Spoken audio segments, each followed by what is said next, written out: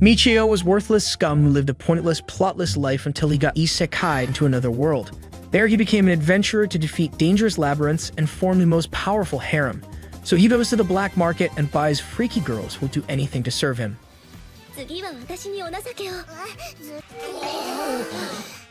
It all begins when Michio wakes up inside a barn. When he sees the game system, he thinks the VR is just insanely realistic, even recreating the way he was dressed. He then spots some sandals and puts them on, which earns him the level 1 thief status by accident. Next, he finds his bonus sword buried under some hay and is happy to see that the sword has impressive stats. Now that he's equipped, Michio runs out to see what awaits him in the game. Outside, Michio hears some commotion and sees the farmers banding together to defend against incoming bandits. He wonders if the villagers will be okay, especially since the bandits leader has a higher level and a special thief's bandana. The battle begins and the villagers are completely outmatched. However, since the leader is distracted, Michio figures it's the best time for a sneak attack, so he runs up and gives him the Ned Stark treatment. Another bandit rushes to attack him, but Michio easily disarms his weapon and defeats him. Just then, the remaining bandits rush to get away, but Michio chases after them and slaughters them till he's breathless. After he checks his system and sees his level has gone up to level 2, and he's gained a new status as a hero. An old man walks up to him and introduces himself as the village chief, Somara. He then invites him back to his home to thank him for defending their village. Back at the village, Somara shows Michio a room full of battle spoils and tells him they'll all belong to him after they've taken their share. Michio then spots the thief's bandana but notices it's been swapped out for a fake. He informs Somara, who promises to look into it while he prepares a room for Michio to rest. When Michio goes inside to rest, he suddenly wonders how to log out of the game. He tries all the command words he can think of, but a system message informs him that he can't return to reality. He then remembers the warning that he wouldn't be able to return and realizes he screwed himself with his own hand. Just then, Somara returned with some water to wash off and a change of clothes. However, it finally hits Michio that if the game is his new reality, he just casually murdered a bunch of people. Somara tells him to inform him once he's done changing and leaves. When he's alone, Michio begins to spiral, thinking he's no better than Joffrey now, but he realizes that it's normal for bandits to attack villagers in this world. If he loses his nerve, he'll be a sitting duck, so he's glad this happened early on. He then grabs his tool and decides to succeed in this new world. That evening, Somara presents the man who stole the thief's bandana, and he turns out to be one of the villagers. When Michio confirms the real bandana, Somara asks how he wants to punish the man. Michio then tells him to follow his village's rules, which makes Somara sad. He turns to the villager and casts a spell to change his intelligence card. Michio asks what's happening, so Somara explains that he just changed the man's status to a slave. In their village, people caught stealing are sold off as slaves, and half the profit of the sale is given to the victim, while the other half goes to their family who lost a worker. Michio then realizes Somara wanted him to be lenient so this wouldn't happen, but it was too late now.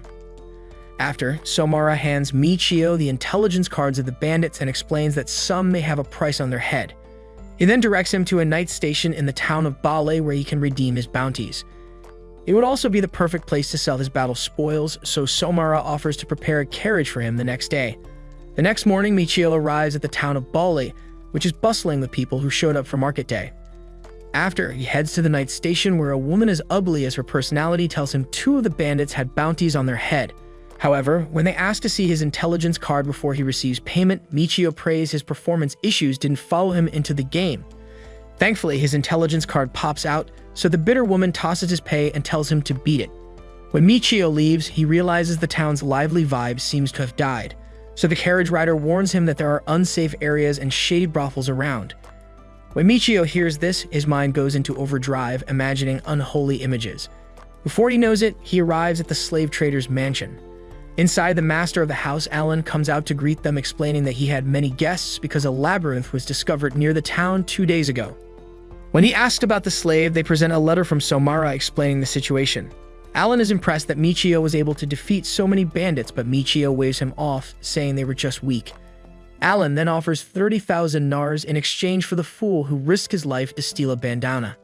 Afterward, Michio hands over the villagers' share of the money, and the carriage rider returns to the village. However, Michio soon realizes he doesn't know anyone or anything about this world, and is basically an outsider. Suddenly, Alan returns and asks if he might have some more of his time. They head back inside, and Michio realizes they're now in a more expensive looking and wonders what he's up to. Alan proposes that since Michio is an adventurer, he should purchase some slaves. Michio is torn about the idea until Alan explains that his company deals specifically in slaves that let you get freaky with them. As Michio's trouser tightens, he calms himself down when a maid arrives to serve him tea. Just then, Michio sees the maid with jiggle physics that could bring Einstein to his knees. Alan instantly recognizes a fellow man of culture, so when Roxanne steps away, he asks Michio if he likes what he sees. Alan cuts right to the chase and tells him she's their most highly recommended slave. Flustered, Michio asks if a slave could betray their master, so Alan explains that the slaves die when their masters die, and if they run away, they automatically become bandits. He then adds that Roxanne is a wolfskin and beast warrior, which means she's extremely useful in a labyrinth. However, he explains that the most important benefit of her being a wolfskin is that humans and non-humans cannot reproduce, which means no pesky protection. Alan assures him that she has given her consent to getting her back bent like a glow stick, which means Michio can yeet his morals in the trash. Michio battles with the choice of becoming a creep, but when he realizes someone else would bed and bend her if he doesn't, he asks Alan how much he's looking at. Alan tells him she cost over 400,000 nars, but Michio confesses that he's too broke to afford it. When Alan sees him out, Michio lays his eyes on Roxanne again, so Alan whispers like the devil, telling him he can wait 5 days for him to come up with the money. He then tells Roxanne that Michio has taken a liking to her, so she thanks him for his interest. When Alan leaves the trading house, he decides to do whatever it takes to get Roxanne. After, Michio heads to a restaurant where he counts all the money he has and realizes he's 70,000 nars short. He then remembers Alan's advice to make money by heading to the labyrinth that showed up 2 days before. Adventurers make money by selling the items they acquire from defeating demons. However, when he warned that it would be difficult to make a large sum of money in a short time, Michio realized the quicker way would be to collect bounties. Alan agreed but said he wouldn't recommend it because if he drew attention to himself, he'd become the target instead. In the present, Michio figures that since he has 5 days to get Roxanne, he'll try the reliable method first and head to the labyrinth. However, he realizes his weapon is so amazing that people would probably try to steal it, and if he gets stolen, he'll be screwed, but not in a fun way. Michio then chooses to reset the character and hides the sword away. Next, he heads to the market to buy a suitable weapon to replace his main sword. At the sword shop, he sees a stack of swords and notices one with an empty skill slot, which means he can add skills to it later. When the store owner tells him the swords are all priced the same, Michio goes for the empty slot sword and asks to get protective equipment too. After gearing up, Michio heads into the forest to find the entrance of the labyrinth. There he sees a group of adventurers walk through a teleportation door and notices one of the men is a mage. After following them, he finds the door of the labyrinth and watches them go through. With this, he re-equips his main sword and heads into the labyrinth too. Michio ends up on the first floor of the labyrinth, which is poorly lit and surprisingly neat. He then checks his status and sees he's now a level 1 explorer with new skills. Michio realizes that if he gained the thief status by stealing sandals, he must have become an explorer by entering the labyrinth. He then notices the hero status and selects it as his second job, then explorer as his third. Next, he tries out the dungeon walk, and when he walks through, he ends up in the room he was previously in. However, when he tries to go outside, it doesn't work, and he realizes he can only use it in the labyrinth. When he tries to head back to his previous and gets rejected, he realizes the destinations are limited in the labyrinth too. As he walks forward, he laments how much the experience sucks when he notices I Am Groot approaching. Michio then decides to test his power against it and is surprised when he takes it out in one hit, thinking it must be because of his large tool. He then finds a branch left behind by the monster and keeps it for later. Before long, another monster comes forward which reminds Michio that his hero job also had a skill called Overwhelming. When he activates it, the monster's movement slows down, but when he prepares to slay it, he suddenly loses the will to fight and would rather wrap himself in Roxanne's legs. Suddenly, the monster attacks, but Michio manages to defeat it. Then he realizes he felt the same urge to be a couch potato after using Dungeon Walk earlier. He figures that expending his MP by casting spells depresses him. However, thanks to his sword's MP absorption, he was able to return to normal. He then decides to avoid casting spells till he has more MP.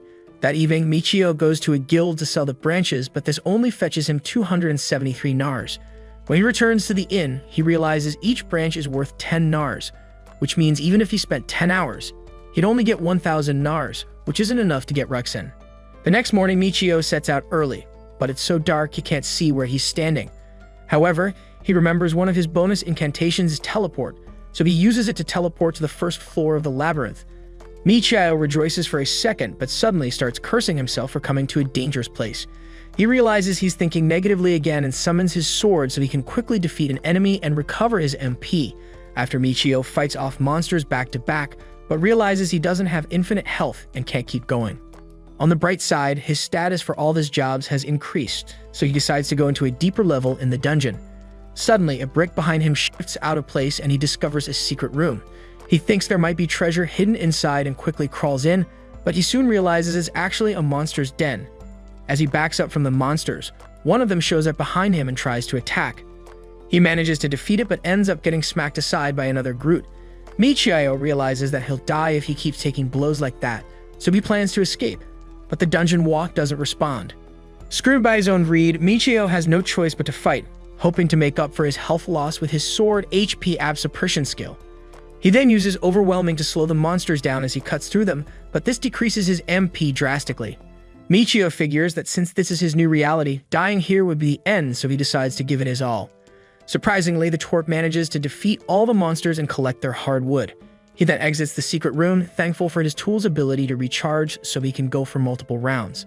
After Michio exits the labyrinth looking like a used sock, he notices people gathered at the castle gate and asks what happened. One of the men tells him they found the corpse of a bandit who used to hang out in town. However, due to the knight's influence or rival organizations, the bandits changed their headquarters and began attacking nearby villages. Michio instantly remembers the bandits he had defeated and wonders if these may be survivors seeking revenge on him, but he figures they must be seeking revenge on whoever chased them out of town in the first place. Michio then asks how they know it was a bandit, so the men point out that his left hand has been cut off so they could take his intelligence card. At this, Michio realizes they must have been after the bounty and walks off. He realizes the labyrinth is probably a lost cause and decides to choose a faster path to Roxanne's pants by hunting bandits. Later, Michio sits to plan how to hunt down the bandits. Unlike the last time, he won't be attacking distracted opponents, so he wonders if he's strong enough to do it. He opens his job settings, which now have Warrior, Swordsman, and Merchant jobs. When he checks out the Warrior skill, he sees it has stronger effects than Villager, but given his new mission, he decides to use Explorer, Hero, and Thief.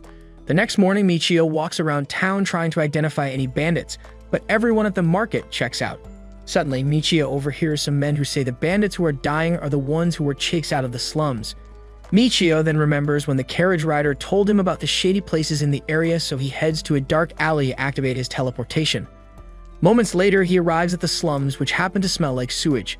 The place is full of malnourished outcasts and hopeless souls with empty bank accounts just like yours, but he doesn't see any bandits. When the stench of the slums almost regurgitates his breakfast, Michio activates teleportation and runs for his life. Back at the inn, Michio washes up and realizes he no longer feels depressed from multiple uses of the teleport. He figures it's because of the levels he gained from the monster battle, which means he should be able to face any bandit. That night, Michio hoods up and hands his key to the innkeeper, who then offers him a lantern. Outside, Michio was glad he borrowed a light source, even if it only illuminates the area around his feet. He then uses identity to check the people standing around, but they all turn out to be villagers who are probably cheating on their spouses. Michio is about to give up when he spots the pink glow of degeneracy and realizes it's the street with brothels. As Michio walks through the street, he avoids the literal district hoes that pop up like the ones on your computer when you visit a sketchy site.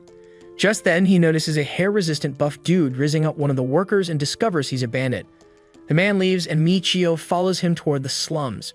When they arrive, he finds a group of other bandits and figures it must be their headquarters. He teleports closer to the men and overhears one of them mention Ugo. Michio then remembers that the bandit he beheaded was named Ugo, which means the man is either one of the bandits that was chased out of town or an associate of Ugo. By the next day, Michio discovers that the businesses in the Red District close early, after which the bandits come out to play. They seem to have their own groups and territories, and they avoid interacting with each other completely. As Michio stared at the bandit from the night before, he figured that must be his territory, so if he hunted his group, the other groups wouldn't make a fuss. When Michio returns to the inn, the keeper commends him on working hard and offers him some food on the house. As they talk, the keeper says that the rumors of a power struggle between the bandits that live in the slums is all a lie. He explains that after a succession battle, the losing faction was chased out of town, but the ones who were found dead were the faction who won the succession dispute and stayed in town. so whoever is targeting them is simply making it look like it was the work of the banished bandits. That night, Michio lays in bed, fantasizing about visiting Roxanne's milk factory, while his left hand visits his South Pole. The next night, Michio prepares to set out with the thief's bandana and his sword. He returns to the slums, and this time he approaches the lookout and shows him the thief's bandana. Then he offers him 1 gold coin in exchange for information about Ogo. The man reveals that Ogo was already dead, but when Michio presses for more information, the man tells him to wait outside. When he heads in, Michio spots where his allies must be hiding and takes note. When the man returns, he tells Michio that his boss is asleep and suggests he wait till he wakes up, so he invites him inside to talk. When they arrive at a room, the man spots Michio's weak blade and confidently lets him in. Inside, he asks to confirm if the bandana is a real thief's bandana, so Michio tries to get it out when the bandit suddenly attacks. After failing, the bandit reveals that Ugo was originally meant to take over the succession, but was chased out by the other factions. The man then tells Michio not to bother running as he plans to take the bandana for himself and sell it. However, Michio reveals that it was his plan all along and drops the bandana on the candle. When the room goes dark, Michio thrusts his sword into the bandit and ends him. He then takes off his hand to access his intelligence card. Next, Michio sneaks into the room with the allies and sees they're all thieves. There, he covers the head of a bandit and slices his neck quickly so he doesn't wake up, then cuts his hand off. However, when he beheads the next victim, he makes a noise that alerts a female bandit, so he takes her out from the side. The last remaining bandit grabs a weapon and starts swinging, so Michio teleports outside the room to wait for him to run for help. When the door opens, he stabs the fatso and cuts off his hand off, but when he hears a commotion outside, he figures the others must have noticed. He decides to retreat with the 3 hands and teleports to the Labyrinth. In the Labyrinth, Michio thinks of what a low life he is but assumes it must be the loss of MP talking. When he exits the Labyrinth, he starts retrieving the intelligence cards but is haunted by the images of the bandits he offed. However, Michio convinces himself that the rules are different in this world and that he doesn't have any choice. Later in his room, Michio worries that if he keeps claiming bounties back to back, he might attract the attention of the knights. But if he goes to another town to claim it, it might raise red flags that he left town to claim the bounty. Frustrated, Michio decides to think about Roxanne instead and falls asleep. The next day, Michio waits at the knight's station till he sees the knight that was there when he claimed his first bounty. He tells the knight he was attacked by bandits but managed to defeat them, so the man checks his intelligence card and clears him for the reward. The knight heads in to examine the cards, and when he returns, he tells him only 2 had bounties on their heads and hands him the cash. Michio leaves to count the coins and is excited that he finally has enough to buy Roxanne. He immediately heads to see Alan to take the cash and heads inside to bring Roxanne. When he returns with them, Roxanne thanks him for buying her and apologizes for doubting he would return. Michio assures her it's fine, and she goes over to stand by him. Alan then asks for their intelligence card and establishes a contract, making them slave and master. Alan then congratulates Michio on finally bagging the girl of his wet dreams. Afterward, they return to the inn and Michio requests a room for 2. When they check out the room, Michio notices how nervous Roxanne seems to be, so he asks if he can touch her ears. Roxanne agrees and sits beside him while Michio fights hard to suppress his urges as he squeezes her bouncy ears. When Michio notices there's just 1 bed in the room, he realizes his innkeeper is a legendary wingman, but that must be why Roxanne is afraid. He then tells Roxanne that his homeland is very far away, so he'd need her help learning what's considered normal around that area. He reminds her that she'll be going to the Labyrinth with him, so Roxanne assures him she's very good with long tools. After, Roxanne starts to unpack when Michio notices she isn't wearing any shoes. When she tells him she's been barefoot the whole time, Michio realizes he's been staring at only one part of her body. He then hands her a pair of sandals, and when she puts them on, it shrinks to her size. She explains that the equipment is made to fit the wearer and promises to treasure her gift. Later, they head to the market to buy some protective gear. Roxanne asks for a wooden shield, so they head to a shop and Michio helps her choose shields with empty skill slots. They then pick out some more gear and exit the store. Next, Michio decides to buy a new cloak since the last one got stained with blood. He tells Roxanne to choose one to her liking, so she pulls out 2 options and asks Michio which he prefers. Michio figures this must be a test and carefully chooses one, but Roxanne was just struggling between color and quality. Michio asks if there's anything else she needs, reminding her it's a special day, so Roxanne gets shy and tells him she'll need some new underwear. When she mentions she only has the one she's wearing, Michio advises her to get 2 more. After getting all the equipment they need, Michio suggests they head back to the inn. When they return, Michio tells Roxanne to have a seat, but she heads straight for the floor. Michio then pulls her up to the bed and tells her not to worry since she'll be sleeping in it too. When he pictures them sleeping together, he gets frisky and grabs her waist, but Roxanne springs up like your morning wood and suggests she maintain the equipment first. She pulls out the sword to examine it, and though she says it's not bad, she reminds him that he should better maintain something that he entrusts his life to. Roxanne tells him she wants to use her old underwear as rags for the maintenance, so she suggests he go out to eat while she gets to it. However, Michio insists they eat together, so Roxanne starts to take off her clothes to remove her undergarments. Michio tries to give her some privacy, but the creep can't help but peep. When she's done, she begins to rub his tool with olive oil, and when Michio asks what the benefit is, she assures him it feels better. Just then, the innkeeper brings up hot bath water for two, so Michio tries to hide his excitement as he knows some clothes are about to come off. Roxanne starts scrubbing his back while Michio tries to make small talk to make her more comfortable. When she's done, Michio tells her it's her turn, so Roxanne takes off her top and Michio almost has a heart attack when he sees the size of her projectile weapons. Michio starts with her back, but when he can't take it anymore, he launches an attack on her front lines.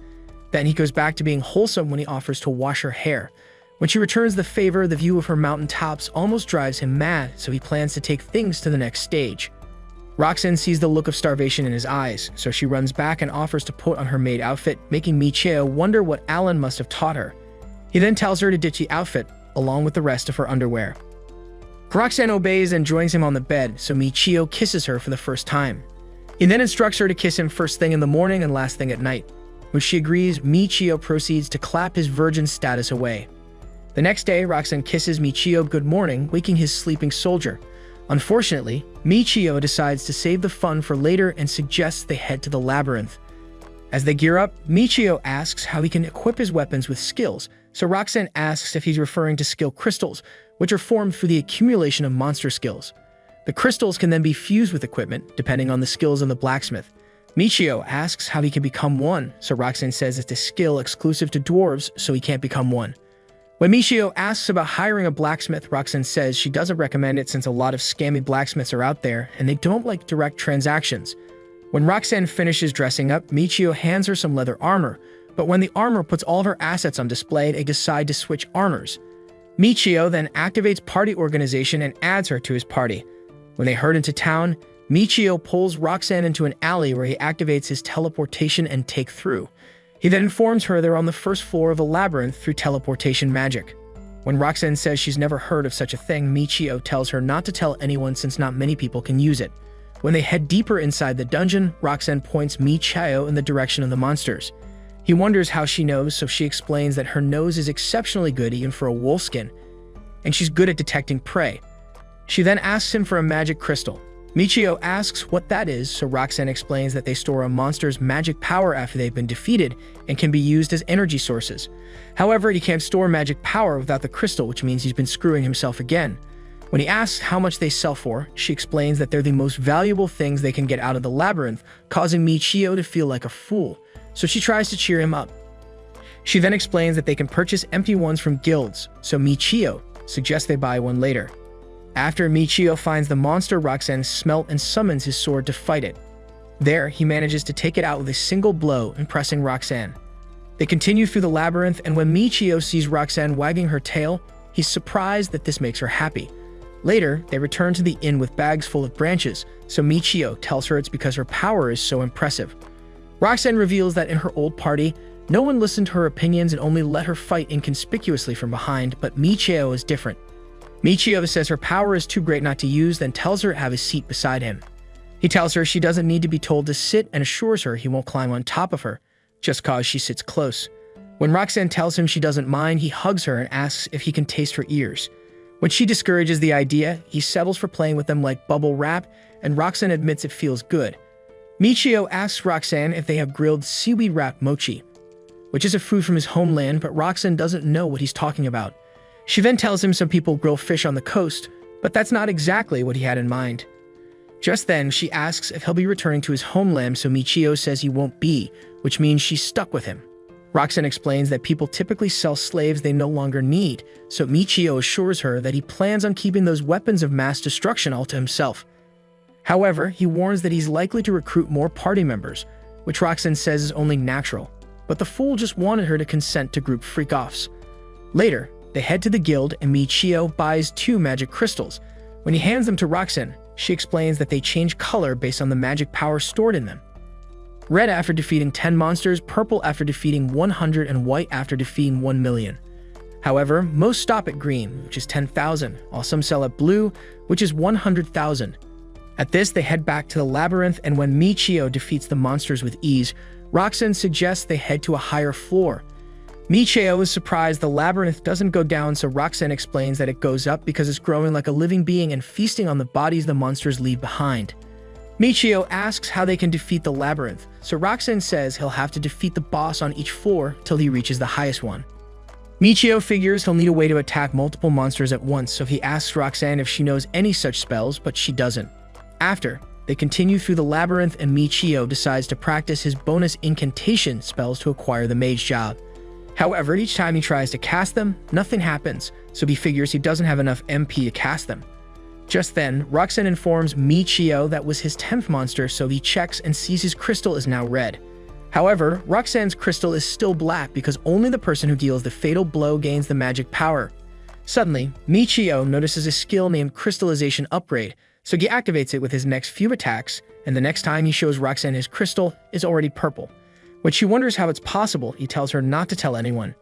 She then tells him green crystals go for 10,000 nars, while yellows go for 100,000 nars. Since Michio doesn't need the money now, he plans to deactivate the upgrade when he notices an option to unlock party settings. He decides to test it out, and this shows him all of Roxanne's jobs and levels. Since Beast Warrior is pretty great already, he leaves her as is, then asks if she has any healing skills or spells. Roxanne says monk and priest jobs can use those, but to become one, they must defeat monsters with their bare hands. Michio then tells her to fight bare-handed from now on, so when the next monster shows up, Michio barely manages to stop its attack while Roxanne punches it, but Michio ends up defeating it with his sword. However, when Michio checks his settings, he sees nothing's changed, so it must not be enough to fight bare-handed. He then changes his sword so they can weaken the monster and deliver the fatal blow bare-handed. However, when he tries the lower-level sword, it's almost as weak as your pull-out game. Roxanne goes in and attacks, and Michio is shocked at how well she can dodge its attacks. He then runs up and delivers the finishing blow. When he checks his stats, there's still no change. He looks at Roxanne's settings and sees the monk job, so he commends her on her impressive work. In the next fight, Michio adjusts his strength stat and tries using his sword again, but it one-shots it. However, after adjusting it more times, he's finally able to weaken it without ending it. He then unequips his weapons to increase his strength and takes out the monster with a single blow.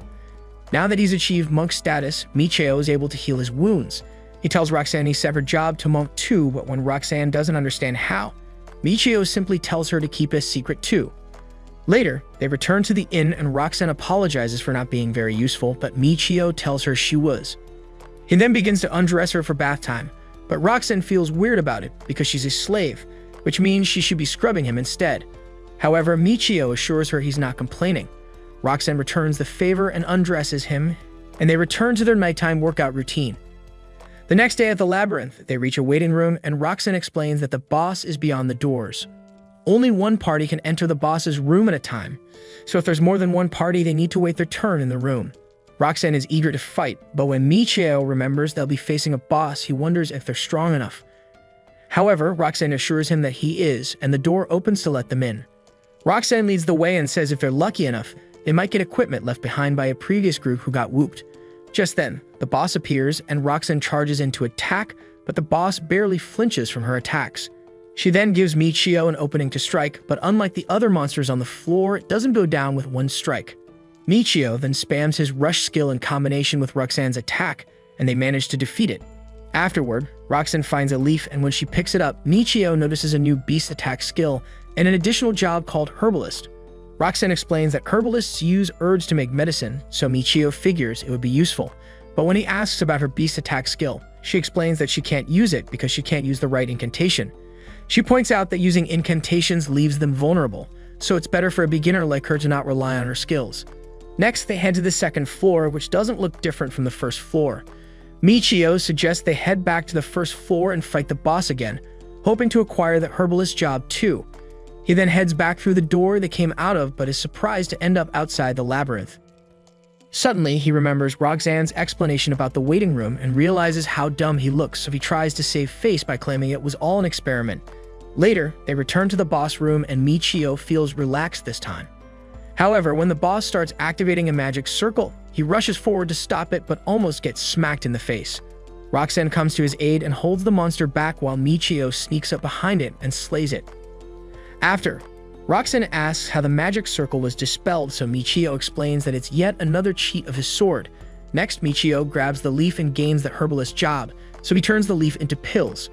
When he sees their antidote pills, he realizes he never thought the monsters could poison him. Later, they head to the guild, where they buy some more pills to fight against poisons. After paying in full, Michio says there's still time and suggests they head back into the labyrinth. They end up on the second floor and find a level 2 needle monster along with a disgusting caterpillar. Michio goes for the walking tree but one-shots it yet again while Roxanne deals with the caterpillar. Once it's distracted, Michio attacks from behind and destroys it, which leaves behind a thread.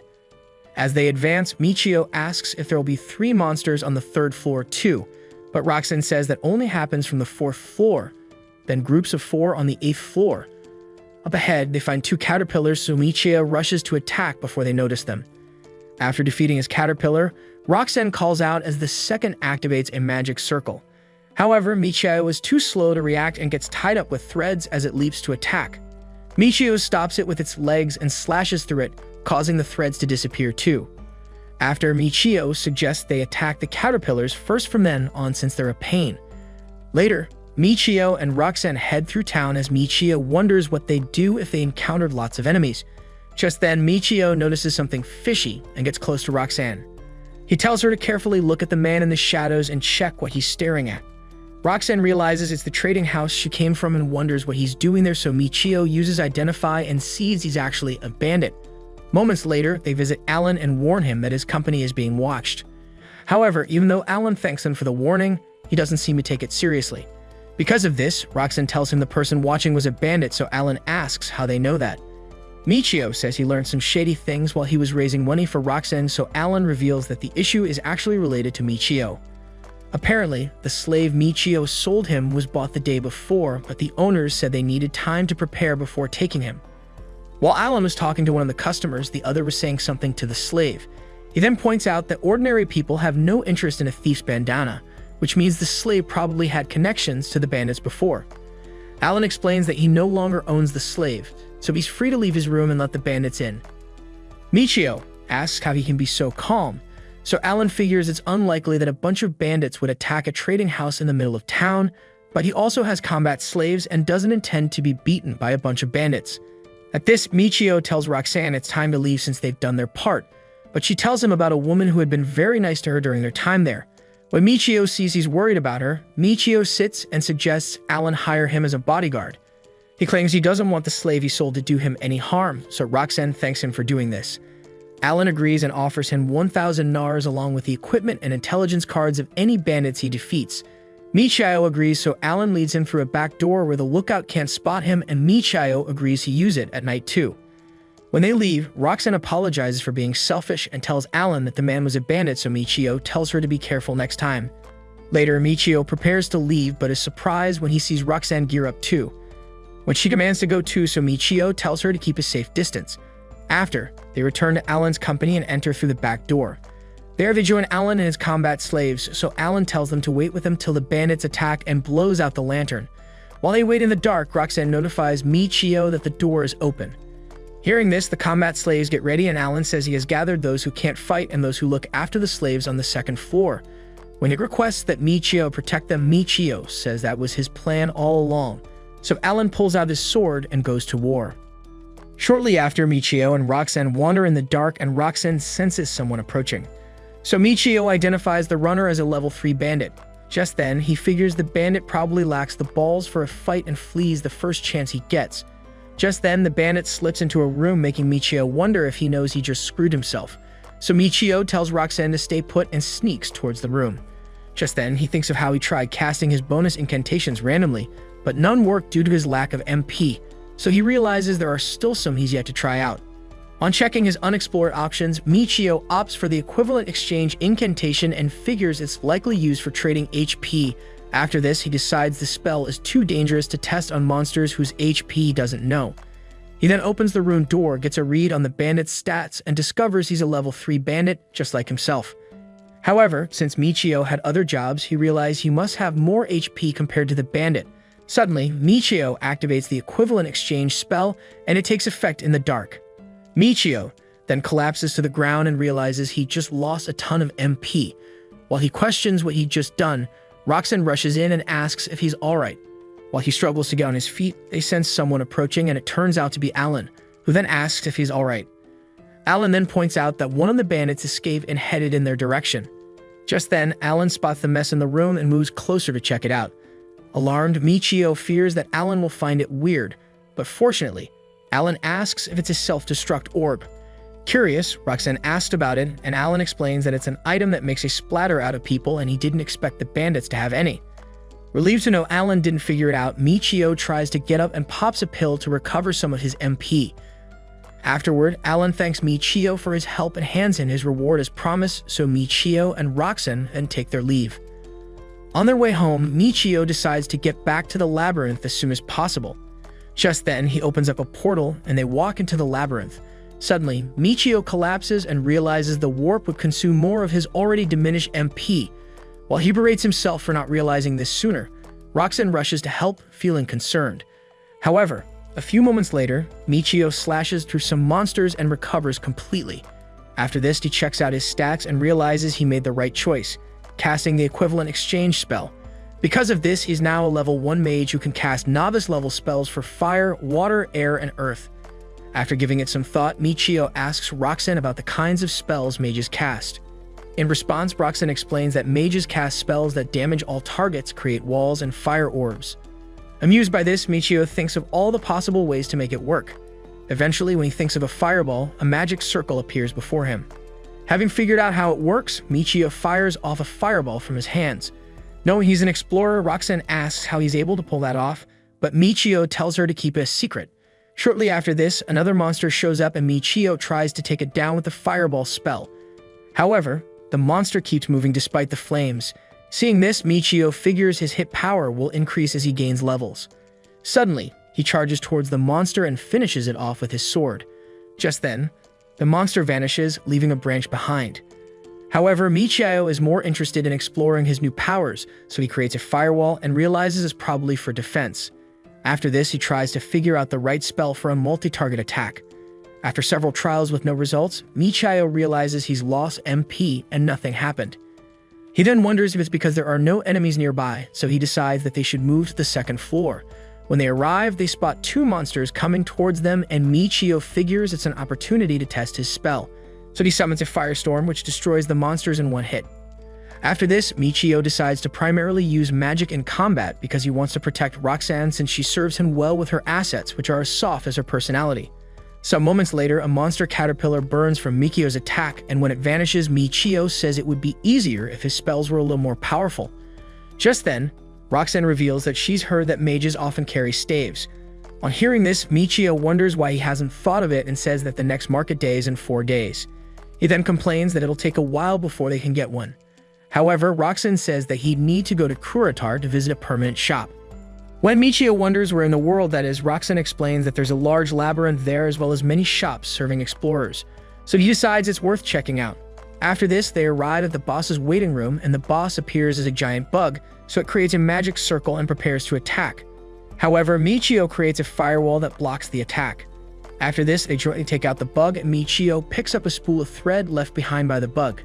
Next, they head to the 3rd floor where Roxanne sniffs that air and says there's probably a single kobold up ahead. Unsure of what that is, Michio figures it's a good way to find out what they're like since there's only one. Just then, Smeagol walks out from the dark, holding a knife. Amused by this, Michio activates his magic circle and launches a fireball at the creature.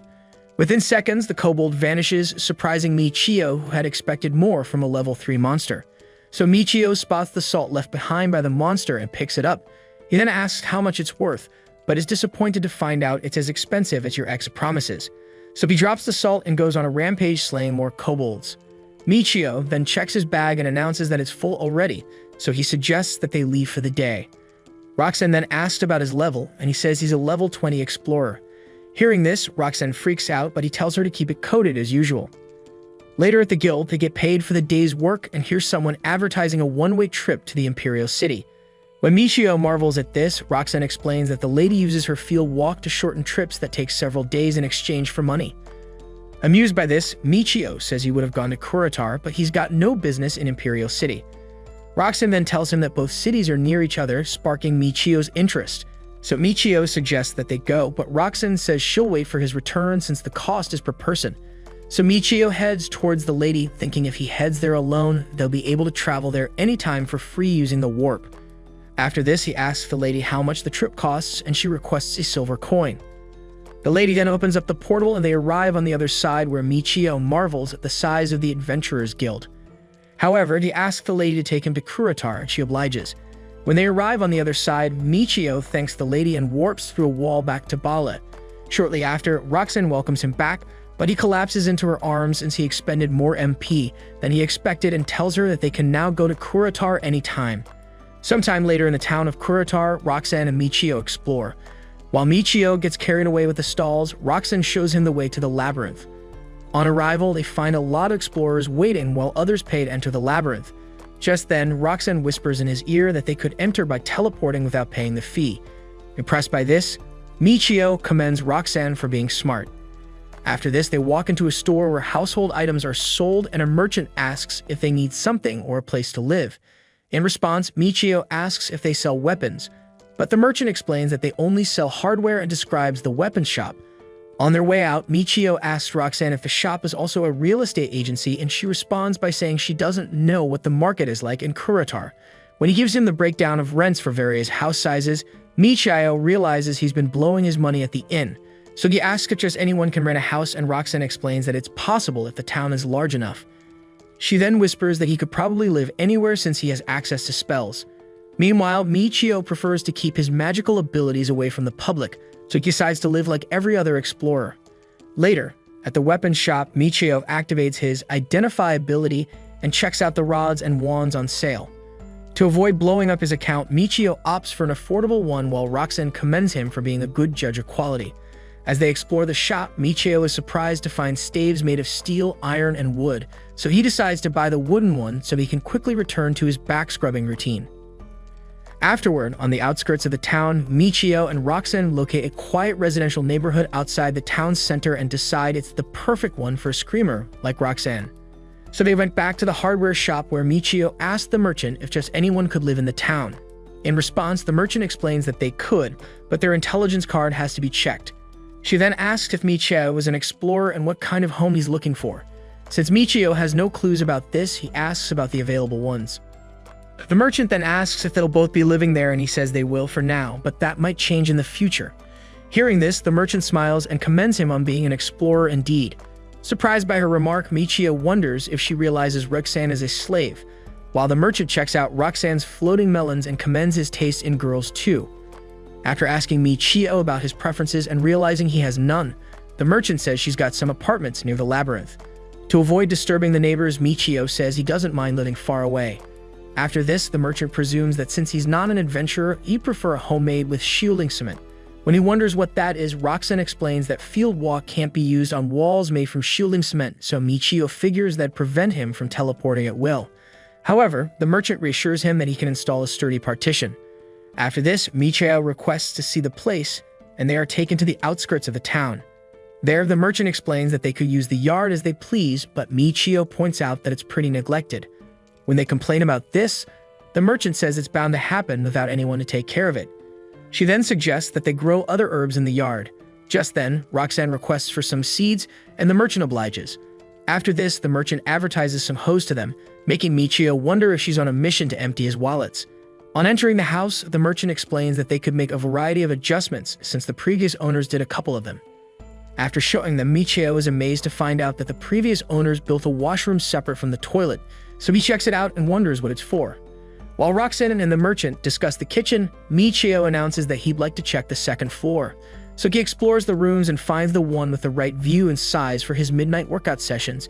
He then tries to teleport to the adjacent room and discovers it works. So when he returns to the ground floor, the merchant asks him for reviews and he says it's all good. When they step out of the house, the merchant offers the house for 45,000 nars and Michio decides to rent the house. Afterward, Michio passes the intelligence card check and signs the contract. On their way out, Roxanne says she's glad they got a discount, so Michio thanks her. However, he knows it's only because of his 30% off skill. Just then, they agree to buy some miscellaneous items the next day. However, since he can't wait to get a bed in the house, Michio suggests that they get the furniture first. Afterward, Michio teleported into their new home and wouldn't stop yapping about the new mattress on its way. Meanwhile, Roxanne freaks out when she realizes they can do that even though the house was made with shielding cement. Afterward, at the bala, Michio whips out his wand and says he can't wait to use it. Luckily for him, they find a monster bug, and he suddenly launches a fireball to annihilate it. However, the bug refuses to die, so Michio fires more with his wand and the bug disappears, leaving behind a spool of thread. Later that day at the inn, Michio requests for some hot water and a lantern. While he waits, he recalls how well the room has served him and his desires. Just then, Roxanne sits beside him and he realizes how comfortable she's gotten around him. Without wasting time, he gets to work playing Roxanne like a fiddle while she makes happy sounds as she ascends to Lover's Paradise for the first time. The next day, when they prepare to leave, Roxanne reminds Michio how he cashed out his investments on her in that room and says she looks forward to doing more of that. Hearing this, Michio struggles to keep his wiener settled and fondles her hair instead. At their new home, Michio fills the containers with enough water for Roxanne to scrub. He then decides to check out the Curator Labyrinth, and there he finds some knights advertising maps of the labyrinth. Amused by their business acumen, he moves closer to get a copy. Afterward, he pays the entry fee and goes in to find out it's crowded. He then finds a secluded zone to warp his way back to his apartment.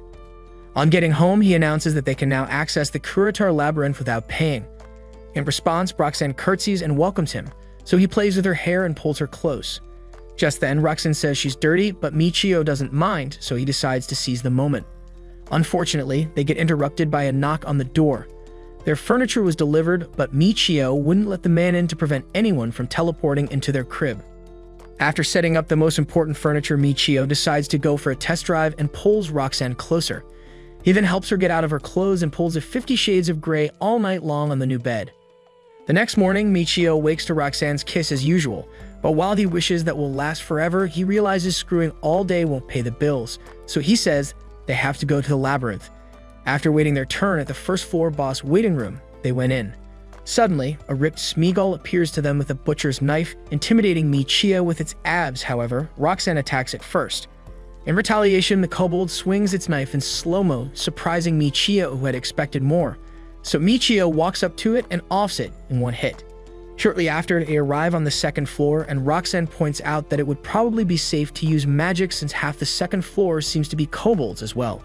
Unimpressed, Michio suggests they call it a day and do something more interesting.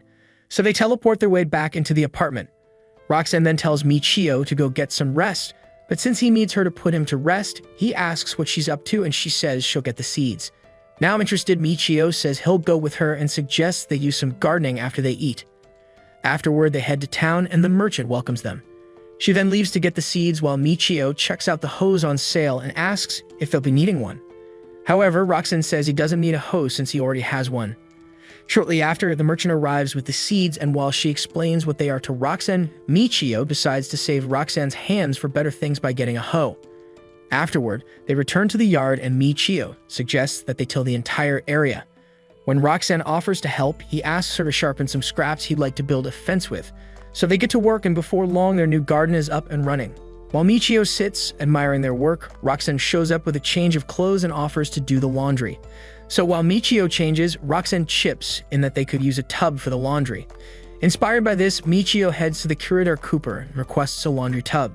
When handed one, he spots a bigger one and asks if that's the biggest for sale. In response, the man says he makes bigger ones on special order and a functional bathtub as well. Michio then says he'd like something broader than his arm span. While the man asks him about how deep he wants it, Michio gets lost in Fantasy Island, imagining what stunts he could pull with Roxanne in the bathtub. Determined to fulfill his fantasies, Michio asks how much it costs and is told it costs around 2,000 nars. Later, Michio and his favorite sidekick go to work for the money to fund his wet dreams and find a kobold flower left behind by the third floor boss. While he wonders what it is, Roxanne explains that it's a milled grain that tastes better than the flour sold in town. Just when they decide to move to the 4th floor, Roxanne's stomach beeps of hunger and Michio suggests that they have dinner instead. Afterward, Michio whips up dinner and tastes it while Roxanne asks him what it is. In response, Michio says it's white cream stew and asks if she's ever had it. Roxanne then says that she's never heard of it, so Michio serves it and Roxanne gets a taste. Suddenly, she freaks out, saying it's thick and tasty while Michio's brain runs in a loop, seeing her with his cream in her mouth. Just then, he tells her there's more where it came from. So Roxanne thanked him for his cream and promised to put in more effort the next day. Hearing this, Michio figures his bathtub will soon be delivered and he'll get to put in more than just effort. Later, at the Labyrinth, Michio and Roxanne face off with a monster lamb, and then it occurs to Michio that he only thinks he's fearless because Roxanne fights without complaining and seems happy doing it. Just then, Roxanne tells Michio that the lamb isn't as scary as it looks, so Michio charges towards it. However, the lamb casts a spell that fixates Michio to a spot, surprising him. He then wonders if Roxanne was attacked too, but she escapes being crushed by the beast. Just then, Michio decides his safety is secondary to his fun dolls and charges toward the beast, which is now interested in Roxanne. So Michio heals Roxanne while slashing the lamb repeatedly with his rush. Seeing this, Roxanne joins in the slash fest and Michio eventually lands the final hit. After ensuring Roxanne is okay, Michio asks about what happened and Roxanne explains that he was put to sleep for a while. Just then, he realizes the Beep Chic skill either puts people to sleep or knocks them out when it sounds the alarm. After blaming himself for slacking on that one, Michio apologizes to Roxanne and asks her to tell him if she's still damaged since he can't afford to lose her. Just then, Michio suggests they call it a day since his order will be arriving soon while Roxanne wonders what he means. At the house, Roxanne asks Michio what they're expecting and a cart suddenly rolls into the yard. Just then, they both freak out, seeing the size of the bathtub on the cart. After dropping the tub, the man takes his leave and Michio suggests they move in inside. After, Roxanne asks what it's for and Michio says it's a bathtub used for bathing. He then asks her to get the jugs. After this, he fills the jugs with a water wall and heats it with a fireball. After filling the tub with warm water, he realizes he's far from being finished, so he continues the process till nightfall. After filling up the tub, Michio tells Roxanne that he's not getting in alone since he filled the tub and heated the water for two. Surprised by this, Roxanne says she'd be delighted to join him. Shortly after, while Michio enjoys the bath, Roxanne shows up to join him. He then shows her a soap he made and rubs it on a sponge and suggests that they use it instead of a body wash. When he instructs Roxanne to take off her towel, she protests, asking him to go first, but Michio claims he made the soap just so he could wash her. Thinking it's an experiment, Roxanne strips and Michio gets to work, fulfilling his long-awaited fantasy. Afterward, the post-nut clarity hits, so Michio asks about Roxanne's injuries and she says she feels so good they don't hurt. As a thank you, Roxanne grabs Michio and they exchange fluids. While Michio wonders what it's for, Roxanne says she hasn't washed his lips. Later that night, Michio figures he can't keep risking his pleasure bunny, so he decides to get more frontline fighters.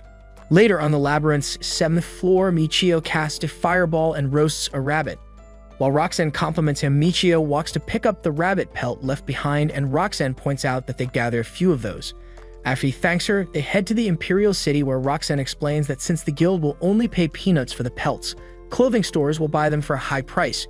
When Michio asks why, Roxanne explains that coats made from rabbit pelts make exceptional cold-weather clothes and are popular among noble women. After this, Michio waits alone on a corner for Roxanne, who then shows up and says the store will buy the pelts if they have at least 100. So they head back to the Labyrinth and Roxanne finds another rabbit hopping towards them. Michio then stretched his wand and suppressed his conscience before roasting the cute bunny. Afterward, Roxanne sniffs the air and leads Michio toward their next hit. A few moments later, they arrive at the 7th floor's boss room and the door opens. So they walk in and a rapid rabbit suddenly appears before them. Just when Michio compliments the rabbit for being cute, it screeches and pulls a Barry Allen. When it hops on Roxanne, she blocks it with her shield and flings it away, amazing Michio. Just then, the rabbit takes interest in Michio, but it slows it down with overwhelming and slices through it. After this, they spot the rabbit meat left behind and Michio says they can have it for lunch. However, Roxanne suggests they try a schema roast. Some moments after at Michio's house, Roxanne holds a budget Gordon Ramsay class. After this, the schema roast is ready and Michio takes the first bite. Impressed by its deliciousness, he suggests that they gather more rabbit meat while collecting pelts. So they headed back to the Labyrinth and slayed more rabbits. Just then, Roxanne announces that the boss rooms are ahead. On getting to the waiting room, they find a clue and are surprised to find a guy alone. In a conversation with the guy, he reveals he's been saving up to get party members. Hearing this, Michio realizes that the guy is just like he used to be. The guy then reveals that he's been exploring the 7th floor for more than 2 years and his explorer level has risen, so he wants to take the opportunity to level up. Michio then wishes him good luck and the dude walks in, claiming luck is finally coming his way. Not long after this, the door opens and they walk in to find the boss already waiting. Surprised, Michio summons his sword and wonders if there's something special about the encounter. However, when the rabbit leaps at him, he slows it down like before and slices through it. Surprised that nothing weird happened, Michio looks around and finds a shiny object. On checking it out, they find some equipment on the floor and Roxanne points out that it must belong to the party that entered before them since the boss was already waiting when they entered. So Michio picks up a black magic crystal and Roxanne explains that it should merge easily with his if pressed against it. Just then, Michio recalls the conversation with the one-man army and merges the magic crystals while wondering why the good die young. Later at Michio's house, he channels his grief into his magnum and takes Roxanne to Pound Town. After mercilessly exploring her labyrinth, Michio mourns the death of the explorer they met earlier that day and wonders if he's next. After considering if his life is worth risking, Michio sits up, wondering why he can't get over it. Just then, Roxanne asks if he can't sleep. In response, Michio says he'll fall asleep eventually. However, Roxanne gives him something to look at and spreads her arms while offering him her comfort hills. The next day, they head to the labyrinth and encounter a spy spider and an escaped goat. However, he thinks of the dead explorer and decides to quit being a weakling while slaying the monsters that stood before them. Afterward, Michio slays a rabbit and picks up the pelt it leaves behind. On checking the item box, he realizes they collected 300 pelts, so they decide to head to the Imperial City. When they arrive at the store, Michio tells the attendant that he'd like to sell 300 rabbit pelts. After they offload the pelts on the counter, the attendant says it'll take some time, given how many the pelts are. Unsurprised, Michio says they'll pass the time in the shop and the attendant shows them the display room. So they explore the store and check out the silk camisoles on sale.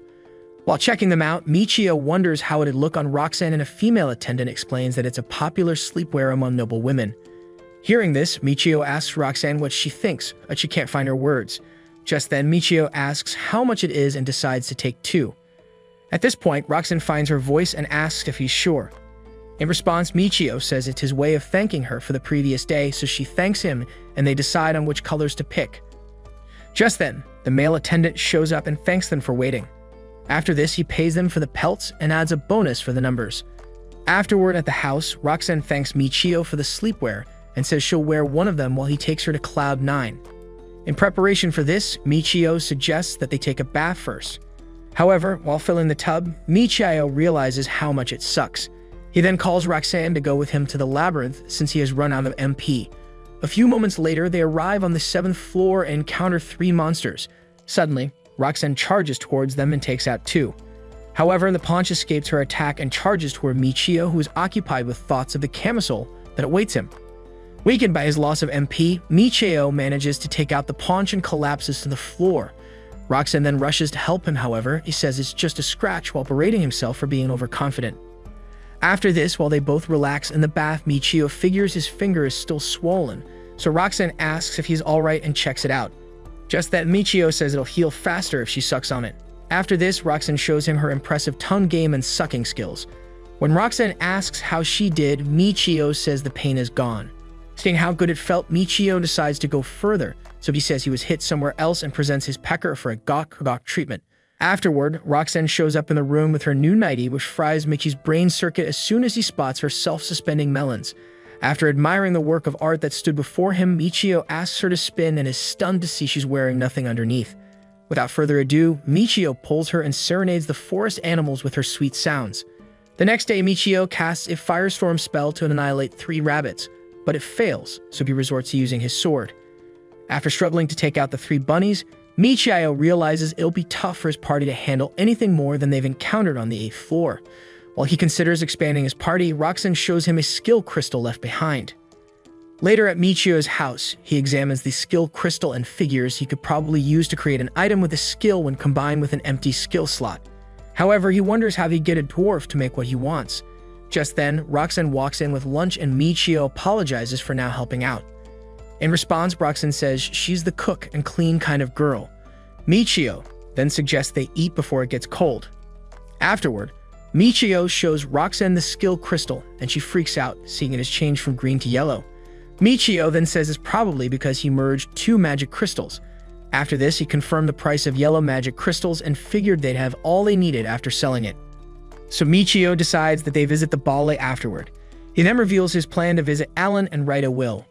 While Roxanne wonders if he's right in the head, Michio says he's realized he has to be prepared to die if he's entering labyrinths. Since slaves join their master in death, Michio says he wants Roxanne to be freed if he dies. Roxanne then gets on her knees and pleads with him to reconsider, since she'll protect him. She then adds that as a warrior, she can't bear living in disgrace if her master dies. Michio then insists that he could drop dead from an illness, but Roxanne says she'll find a way to cure him. Impressed by this, Michio changes his mind and asks why she's bent on keeping him alive. In response, Roxanne says he's a great guy who never gets tired of stretching her walls. After admiring her undying loyalty, Michio announces that they're still going to the ballet. He then adds that due to their last ordeal in the labyrinth, he's decided to expand their party. Just then, Roxanne agrees with him and points out that the monsters attack in groups of 4 from the 8th floor. Michio then thinks if he plans to focus on magic, he'll need a female frontline fighter. Just then, he figures out how that might end and gets excited at the thought of that. Suddenly, Roxanne interrupts his daydreams and says it's a good idea. Afterward, they arrive at Alan's mansion and Michio tells Roxanne to sit if she doesn't want to look like merchandise for sale. After this, Alan joins them and Michio apologizes for always dropping in and out of the blue. In response, Alan says it's fine and asks what he can do for them. Michio then reveals that he's thinking of adding another party member and asks if it's possible to get a blacksmith slave. Alan then responds by saying it's difficult, but not impossible. He then adds that dwarves don't often become slaves as blacksmiths, and this makes them worth as much as a Richard Mill. Hearing this, Michio asks about dwarves who aren't blacksmiths, and Alan explains that a dwarf would make a perfect party member.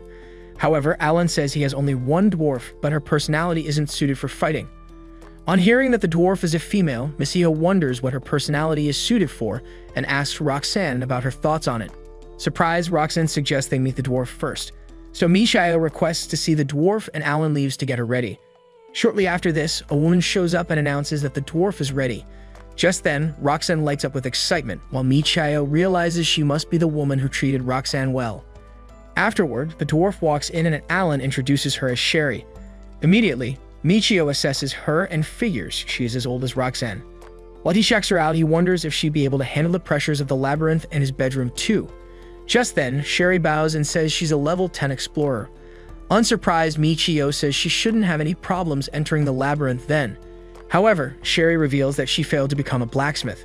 Curious about this, Michio requests to interview her and Alan obliges. Shortly after, Michio asks how she failed and Sherry explains that only level 10 explorers get to choose to become blacksmiths, but she couldn't. Michio then asks how blacksmiths are determined and Sherry responds saying it's by their aptitudes in exploring labyrinths. So Michio figures she won't be very useful in the labyrinths then. However, he recalls how he was able to acquire the hero, thief, and mage jobs and wonders if only the blacksmith job is innate. So he asks Sherry if it's possible to become a blacksmith in the future after failing. When Sherry gives an indefinite response, Michio figures there are other conditions to becoming a blacksmith and thinks she'll acquire the blacksmith job if she fulfills them.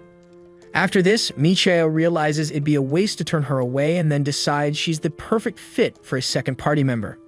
Just then, Sherry puts in some good words for herself and pleads with Michio to consider her. After this, Alan takes her back in, leaving Michio and Roxanne to discuss why she's so assertive. Roxanne then explains that it's probably because it's a good deal. Michio then asks Roxanne if she thinks Sherry is promising.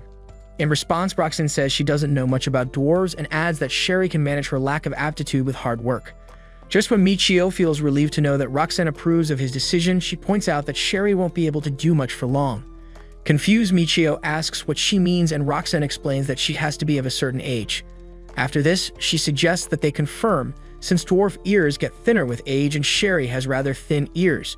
When Alan returns to the room, the woman gestures to Roxanne and she leaves to talk to her, leaving Alan and Michio in the room. So Alan asks Michio what he thinks and Michio says that will depend on her price. Knowing Michio as a man of culture, Alan explains that what Sherry lacks in skill, she'll make up for in the bedroom. Just then, Michio understands why he made Roxanne leave, so they haggle over the price for a while and Michio successfully cut down the price. Afterward, he requests an outfit just like Roxanne's and obliges. After thanking Michio, Roxanne returns while Alan exits with the payment. So Michio announces that he has decided to purchase Sherry. Hearing this, Roxanne pauses for a bit and suddenly smiles, saying she's glad to hear that. However, Michio wonders if she really is or if it's his guilt eating away at him. A few moments later, Alan presents Sherry to Michio and she bows in appreciation. However, while Michio stares at her hair, wondering if she's hairy in other places too, Roxanne introduces herself as the #1 slave, surprising Michio. Sherry then says she thought Roxanne was Michio's wife. However, Roxanne debunks this, disappointing Michio. After this, they seal a contract and Alan tells Michio to return in 10 days' time for the outfit. Michio then adds Sherry to their party and checks her status. Then, since she doesn't know the condition for unlocking her blacksmith abilities, he'd just have her try a bunch of different things. Michio then announces that they're headed to his house in Kuritar, surprising Sherry, who then asks if there are any adventurers in the party. When Roxanne says there's none, Sherry wonders how that's possible. Michio then figures she must have seen his explorer status on his intelligence card and thought they use field walk. Shortly afterward, Michio teleports them into the house while Sherry freaks out. Sherry then asks if he could use multiple jobs, but Michio explains that he just teleported them. Michio then asks what she knows about using multiple jobs and Sherry explains that myths talk about gods who could do that. In response, Michio tells her to think of him as one of them. When he asks her about her weapon of preference, Sherry says she'd prefer a maul. Roxanne then says they'll both fight in the front lines while Michio casts spells from the back. Sherry then freaks out, surprised to hear that Michio could also use spells. Later, while they walk the streets of Kuritar, Michio asks Sherry if dwarves often use mauls and she explains that they might not be tall, but they're strong enough to handle heavy weapons. So they head to the weapons shop and Michio gets lost on which to pick. However, Sherry picks the cheapest one and Michio discovers it has an empty skill slot. Just then, Sherry handles it, assuring Michio that it's good enough, so he decides to buy it. Moments later at the house, Michio presents some leather shoes to Roxanne and asks her to give the old ones to Sherry since she'll be needing them for the labyrinth. Michio then asks if she'll be okay with a leather jacket since they can't get suits of armor for her. In response, Sherry grabs her lemons and points out that there have to be suits of armor of her size. Just then, Roxanne jiggles her bubbles and tells Sherry that they don't matter when fighting in labyrinths. Afterward, while they cook, Michio announces that they're going to the labyrinth and asks if Sherry wants to tag along. So she hurriedly gets into her outfit while Michio examines her maul and asks if she knows about empty slots. Sherry then explains that someone proposed a theory about the empty slots in equipment and states that skill crystals can't be combined unless the items are empty. When Michio asks if it was proven as fact, Sherry explains that no one can see them if skill slots do exist. Hearing this, Michio smiles and knows he's one of a kind. After they geek over the topic for a little longer, Michio says he's surprised that she knows about it and Sherry says she once asked an expert about it. After this, Michio asks if she knows anything about the adventurer's job and Sherry explains that it's a legendary job that no one has ever seen and likely doesn't exist. Afterward, at the labyrinth, Roxanne sniffs the air while Michio prepares to show off for the new party member. Suddenly, Roxanne spots a monster sheep up ahead and they dash towards them. Determined to show off his skills, Michio takes off the beasts in one hit, leaving Sherry gobsmacked as intended. However, to Michio's disappointment, Sherry faces Roxanne and asks how she pulled that off. After this, Michio figures he has recovered his MP and suggests that they head back home. When he teleports them home, Sherry asks if Michio is able to teleport anywhere outside the labyrinth and also asks about his level. In response, Michio says he's level 33, surprising Roxanne, who had thought it was 20. Michio then explains that he leveled up, surprising Sherry, who then asks if it's because of his sword. Just then, Michio pats her head and says she's already figured it out, so he tells her to keep it a secret. Later, Michio marvels at Sherry's cooking and says it smells good. Michio then asks her to sit with them, but when she hesitates, Roxanne explains that their master enjoys eating with them. After this, Mioi serves the food and serves himself first. Just when he tries to serve Sherry next since she cooked the meal, he spots Roxanne giving him the side-eye, so he serves her instead. After Roxanne thanks him with a smile, he serves Sherry next and they enjoy the meal. Just then, Sherry asks why Michio chose to go to the labyrinth while preparing the bath and cooking. In response, Michio says he does it to recover MP since Durandal has MP absorption skills. Michio then points out that the Wolfkins have the best warrior jobs and the dwarves have the blacksmith jobs. So he asks if the humans have any unique jobs. In response, Sherry explains that all the humans are good for bending chicks and clapping. Afterward, Michio prepares for a bath. He tells the ladies to join him since he's only human. On entering the bathroom, Michio gets excited, anticipating his first three-way fun. Shortly after this, Michio listens to girls talk while undressing and freaks out for being left out. However, Michio gets mind-blown when the ladies join him in the bathroom. While he checks Sherry out, Roxanne suddenly pops up in front of him with her balloons. Meanwhile, Sherry laments her situation while Michio goes to work on Roxanne's melons. Afterward, Sherry decides to join in the fun, so Michio shows her a good time while washing her too. After the ladies show Michio the best time of his life, he realizes he's finally living every man's dream. Later that night, Michio invites Sherry to join him on the bed and tells her to always kiss him before going to sleep and after waking up. Having run out of patience, Michio goes for the kill but realizes he should have put Roxanne first. However, he tells her she'll come last since it's what they do every night. Afterward, Roxanne gets on him and they commence their night workout routine while Sherry watches in horror. After this, Michio knocks Roxanne out and calls Sherry for her turn. Michio then gently pops her cherry and takes her to Pound Town. A few moments later, Michio falls asleep while Roxanne commends Sherry for handling Michio's weapon perfectly. The next day, Michio checks his stats and realizes he's now a clapping machine. After checking his new abilities, he recalls Sherry's comment about humans being bedroom monsters and pulls out his tool. Seeing this, the ladies exclaim while he announces that he'll get himself more slaves and build himself a harem. And if you like anime recaps like this, watch this video over here.